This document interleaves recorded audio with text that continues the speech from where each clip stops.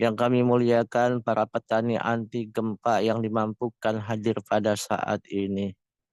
Bunda Kaya Suksmono beserta keluarga besar, pemangku manakib, dan sekaligus yang menyiapkan manakib online internasional, para petugas manakib, ikhwan wal ahwat, Thariqah Qadiriyah Naqsyabandiyah Mahasuryalaya yang dimuliakan Allah Subhanahu wa taala, para pecinta kesucian jiwa.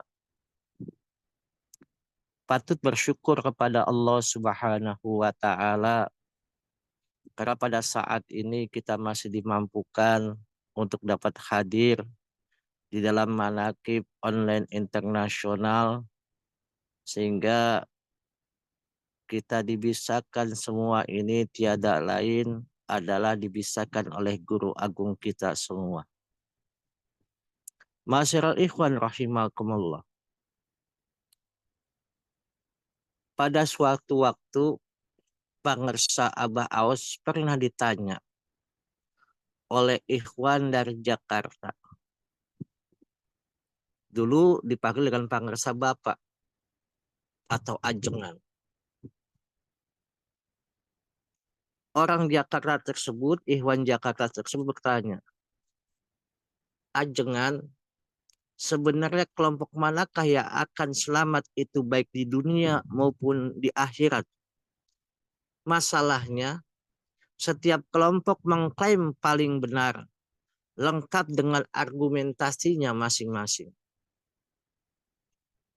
Maka Pangersa Guru Agung Abah Auf menjawab, umat yang akan selamat ialah yang mengikuti Rasulullah Shallallahu Alaihi Wasallam dari berbagai aspek.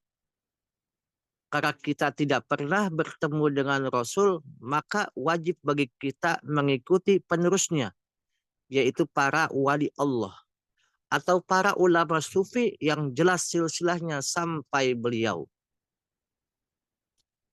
Maka dalam surat Al-Fatihah ayat ke-7 Allah Subhanahu wa taala berfirman yang penggalannya allazina an'amta alaihim.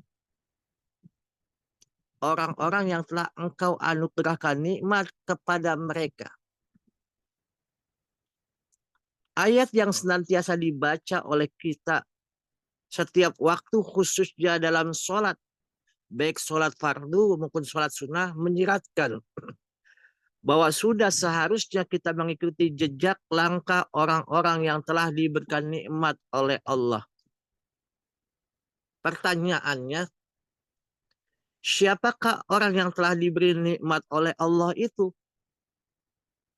Mereka adalah orang yang telah diberi nikmat zikir kepadanya. Maka sabda baginda Nabi besar Muhammad sallallahu alaihi wasallam, "Alla zikru nikmatum minallah fa'adau sukuha." Zikir itu nikmat, maka laksanakan rasa syukur atas nikmat tersebut, yaitu dengan mengamalkan serta menekuni yang istiqamah. Kita selalu ditekankan untuk istiqamah dalam berzikir. Maka seseorang yang sudah mendapatkan haknya, sudah diberikan kemurahan oleh Allah, diberikan kemudahan oleh Allah, maka syokianya ikhwan atau akhwat setiap ba'da sholat fardu minimal berzikir kalimat tauhid 165 kali. Jangan mengambil yang minimal, yaitu 3 kali. Minimal untuk ikhwan sekarang itu adalah 165 kali. Maka kemarin malah ke Riyadhus Shalihin saya bilang maksimal itu minimal. Karena apa? 165 kali itu kalau dompetnya masih kosong. Kalau masih dompetnya masih bokeh itu 165. Kalau bisa dilebihkan supaya apa? 7 lapisan tubuh yang ada di dalam diri kita teraliri cahaya la ilaha illallah. Dari bulunya, dari kulitnya, dari dagingnya, dari tulangnya, dari uratnya sampai dari sumsumnya semua teraliri cahaya la ilaha illallah, teraliri cahaya Allah. Semua aspek kehidupan kita yang baik-baik yang sesuai dengan tuntunan Al-Quran dan Sunnah pada dasarnya adalah zikrullah. Begitu pula bacaan-bacaan yang baik adalah zikir. Di antara sekian banyak kalimat yang terbaik yaitu kalimat zikir, yaitu kalimat la ilaha illallah. Maka guru agung kita menekankan betapa pentingnya untuk menghilangkan baro'atun minan nifak, yaitu terbebas daripada orang-orang munafik, jadi orang-orang yang munafik, maka hanya berzikir kepada Allah. Jadidu imanakum biqauli la ilaha illallah.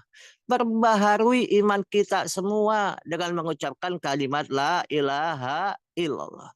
Makin kita sering mengucapkan kalimat itu, makin kita istiqomahkan kalimat tersebut, maka sendi-sendi daripada tubuh kita teraliri kalimat la ilaha illallah. Tidak usah yang jauh-jauh, sekarang ini terjadi di Los Angeles. Di Los Angeles, pertama dari California, kebakaran yang luar biasa. Karena apa? Perkataan manusia yang tidak dibimbing lidahnya untuk bersyukur, mentafakuri ciptaan Allah. Apa yang dia katakan? Bahwa gajah akan diratakan bila mana tawanan daripada Israel tidak bisa dibebaskan, maka akan diratakan. Maka Allah kirimkan jundullah, tentara-tentara Allah, yaitu di California dan juga sampai kepada Los Angeles yang ukuran luasnya hampir lebih daripada ukuran Gaza tersebut. Maka terbakar. Apa yang tidak terbakar di sana? Yang memang tempat itu diisi untuk berzikir, yang hanya masjid itu aja lima dekade, yaitu Masjid Nurul Salam di daerah Los Angeles. Allah jaga masjid tersebut. Itu hanya bentuk bangunan yang diisi oleh manusia-manusia yang beribadah 5 waktu atau berzikir sesuai dengan kemampuan mereka, yang memang kita tahu mereka itu adalah minoritas di negara tersebut. Itu saja bangunan yang berdiri yang dibangun oleh manusia saja Allah jaga dengan namanya kemuliaannya. Maka syahdan di sana juga luar biasa. Api yang membakar itu digambarkan seperti namanya bola api. Setelah membakar ini terbang lagi ke tempat lain, terbang lagi ke tempat lain. Tetapi sampai di masjid itu sekeliling namanya besi-besi tua di sekeliling masjid tersebut, termasuk pohon-pohon di situ tidak terbakar oleh api tersebut. Ini menunjukkan benda yang dibangun oleh manusia aja dijaga oleh Allah. Apalagi manusia yang mengamalkan nama Allah di dalam lisannya, di dalam hatinya. Insya Allah dijaga oleh Allah. Maka dikatakan sabda Rasul, jadidu imanakum biqauli la ilaha illallah. Perbaharui iman kalian semua dengan memperbanyak kalimat la ilaha illallah. Dalam kitab Faidul Qadir diterangkan doa yang paling utama pada hari di mana Arafah, hari kebangkitan, dan yang paling utama apa yang kukatakan para nabi sebelum aku lah itu kalimat la ilaha illallah. Afdolu doa yauma Arafah wa afdolu makultu ana wa nabiyuna min qabli la ilaha illallah. Ini adalah suatu ketentuan bahwasanya mereka sudah masuk kepada golongan-golongan yang diselamatkan oleh Allah aja wajal. Ma'asyiral ikhwan rahimakumullah. Maka guru kita menerangkan di dalam kitab Sirul Asrar bagaimana perjalanan an'amta alaihim, orang-orang yang diberikan nikmat. Di sini beliau menerangkan dalam kitab Sirul Asrar bahwa seseorang ahli tasawuf terbagi menjadi 12 kelompok.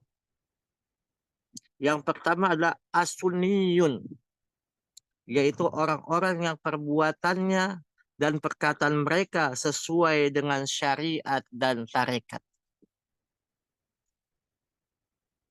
Mereka golongan ahlu sunnah wal jamaah. Sebagian dari mereka ada yang masuk surga tanpa hisab. Dan sebagian lagi masuk surga setelah diazab terlebih dahulu. Golongan ini saja yang memang dikatakan ahli tasawuf yang tidak mengamalkan thariqah, mereka itu akan namanya dihisab dahulu.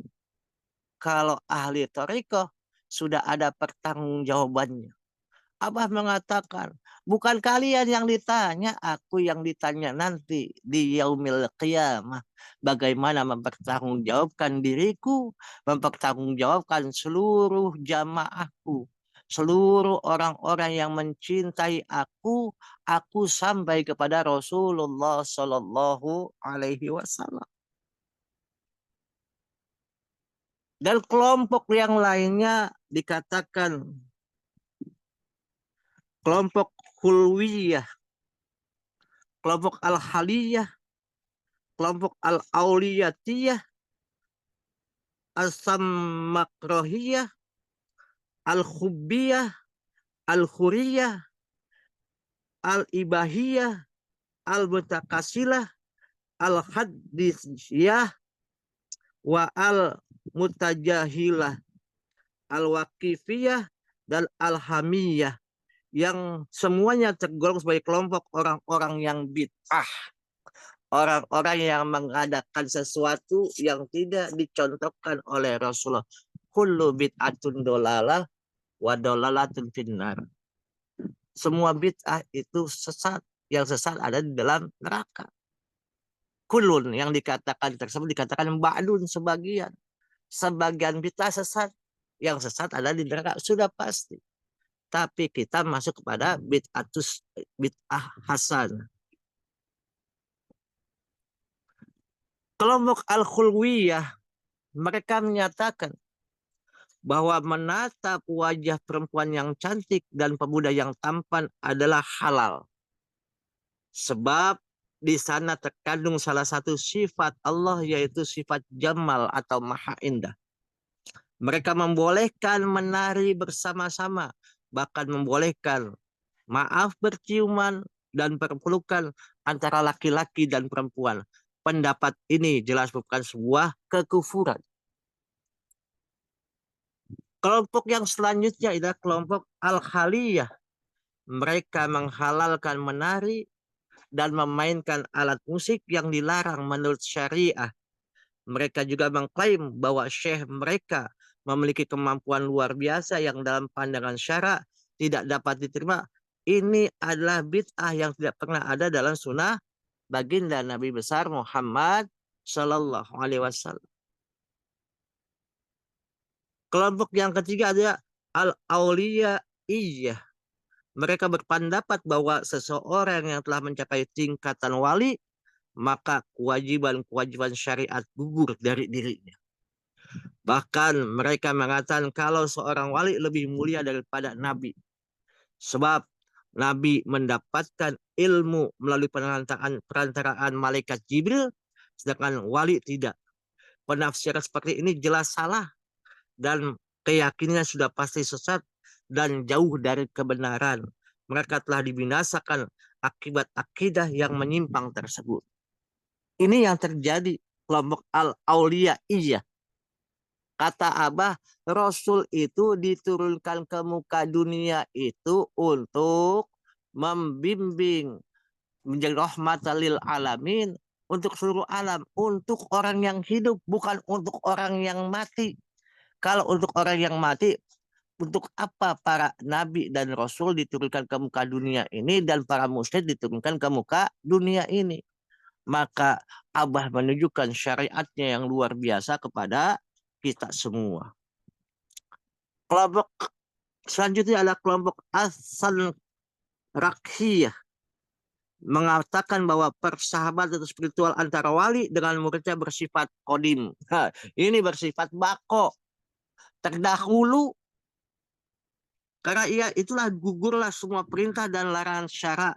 Mereka menghalalkan segala cara, baik apapun yang membuat mereka merasa nyaman dengan wali tersebut, sehingga mereka melupakan secara syariahnya mereka harus mengikuti para penerus wali yang memang sudah diberikan mandat oleh Allah. Kelompok yang sebut selanjutnya ada kelompok al-khubiyah. Mereka berpendapat bahwa jika seseorang telah sampai ke derajat cinta kepada Allah Azza wa Jalla, maka gugurlah semua kewajiban syariat darinya. Mereka tidak menutup aurat antar sesama mereka.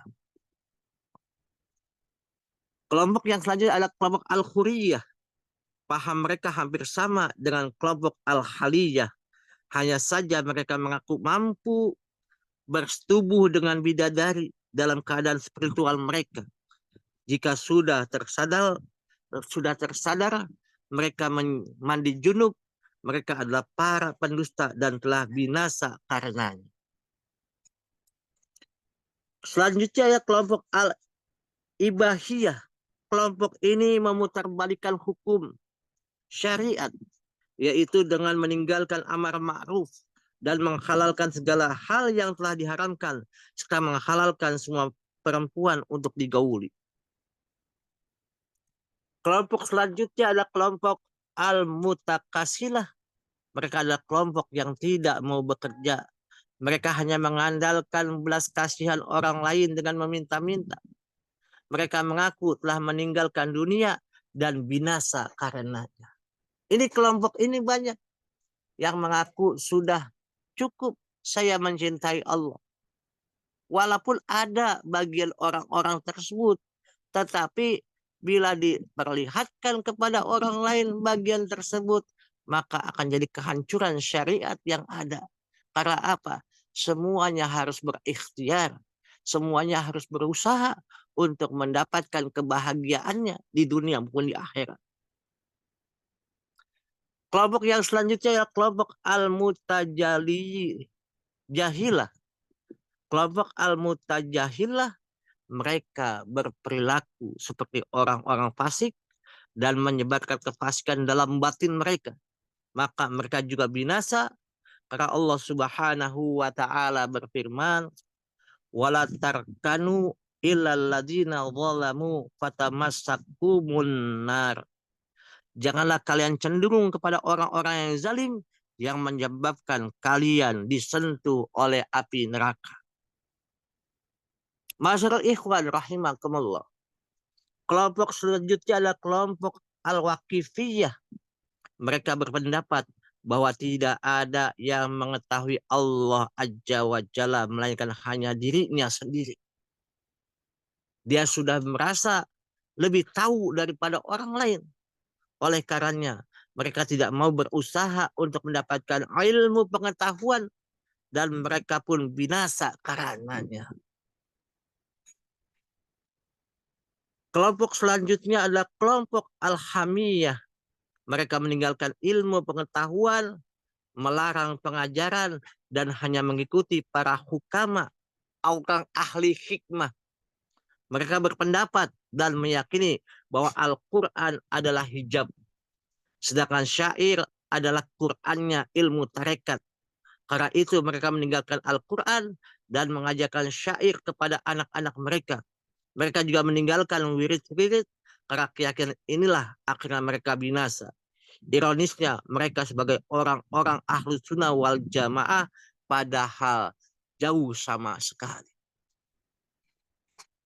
Para sahabat Nabi adalah ahlul jajab. Tarikan-tarikan ilahi atau orang-orang yang mendekatkan diri kepada Allah Azza wa Jalla dengan mengharap pertolongannya.